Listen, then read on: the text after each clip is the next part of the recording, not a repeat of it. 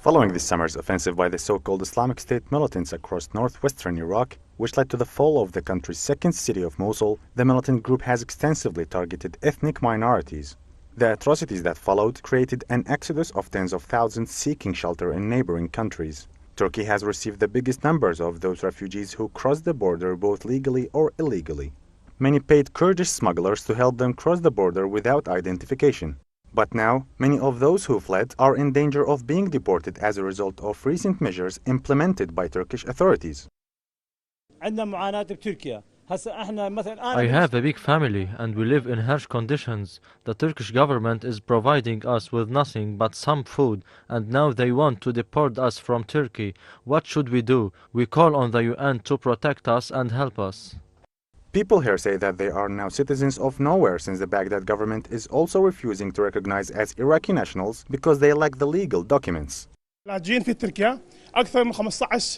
are more than 15,000 refugees in Turkey, most of them Yazidis who live in makeshift camps. We are Iraqis and we ask the Iraqi government to help us and give us passports because we left everything behind. They must do something to better our conditions. Officials in the Iraqi consulate in Istanbul said the options for those who have no identification are very limited. We as the consulate help the Iraqis who have the needed documents to have passports, but we can do nothing for those who don't have what proves their citizenship.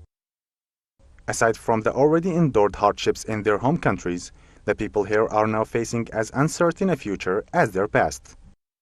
These people here are Iraqis who fled in the face of ISIL's barbarism. However, neither the Iraqi nor the Turkish government are recognize them as Iraqis because they don't have the adequate papers. And that have provoked many of them to believe that their crisis will not end anytime soon. Moustafa Qattan, Al-Ittijah, Istanbul. Following years of sour relations between the two countries, Iraq and Turkey appear to be turning a new leaf.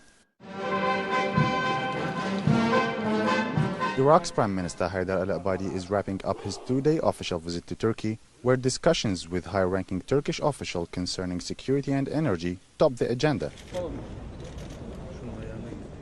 The Iraqi leader met with the Turkish President Recep Tayyip Erdogan and the country's Speaker of Parliament Cemil Cicek, with both denouncing regional terrorism. They discussed economic ties between the two states, including oil exports, which constitute 90% of Iraq's budget. Abadi also attended the second Turkey-Iraq High-Level Strategic Cooperation Council Summit. Earlier on Thursday, Abadi met with his Turkish counterpart Ahmet Davutoglu, with both pledging to expand cooperation in the fight against the Islamic State militant group. The Islamic State is a threat against the whole region, so we need to cooperate. We expect Turkey to expand its cooperation, and the Prime Minister has pledged that they will provide us with this support. We talked about expanding military intelligence, training, and artillery support. A list was handed to Turkish officials, and our brothers told us they are ready to support us. We are open to any suggestions to support the Iraqi government, and we will weigh any suggestion. Talks are underway with Iraqi security officials to expand our support in the fields of training and supply, as well as helping further cooperation in other fields. We are ready for all kinds of help. Both governments agreed to expand bilateral cooperation in dealing with what they described as an international terrorist network. Turkey is the last stop in Abadi's diplomatic push to improve ties with regional states. The Iraqi military and security forces are prepared and they are ready to liberate all our areas, the areas under the control of Daesh. I think most of the areas which has been liberated so far are by Iraqi forces themselves. Yes, I agree, there are areas where probably we need an outside help, but these areas probably are in Nainawa, are in Al-Anbar and other areas, because Daesh, as we recognize it, is an international organization. صرح به رئيس الوزراء أحمد داود أوغلو يبين أن لا مجال للتهاون مع أي جهة تهدد أمن تركيا ومواطنيها، وستتخذ الحكومة إجراءات صارمة من أجل الحفاظ على أرواح المواطنين بكل الطرق الممكنة. السلطة التركية قادرة على مواجهة أي نوع من المخاطر الداخلية والخارجية والمحافظة على أمن تركيا. ويرى مراقبون أن تسارع خطى الأحداث الأخيرة في تركيا قد يدفع بحكومتها للانفتاح على كل الخيارات المطروحة أمامها، وربما إلغاء بعض الخطوط الحمراء التي وضعتها أنقرة مسبقا. الضربات الجوية التي نفذها سلاح الجو التركي على أهداف منتخبة تابعة لتنظيم داعش تعد تحولا جذريا في تعامل تركيا مع أزمة الإرهاب في منطقة الشرق الأوسط. هذه المرة لن تبقى تركيا مكتوفة الأيدي ولن تكتفي بتقديم الدعم اللوجستي لدول التحالف، ولا أتوقع أنها ستكتفي بالضربات الجوية، بل ربما يتعدى الأمر إلى تدخل عسكري بري داخل الأراضي السورية.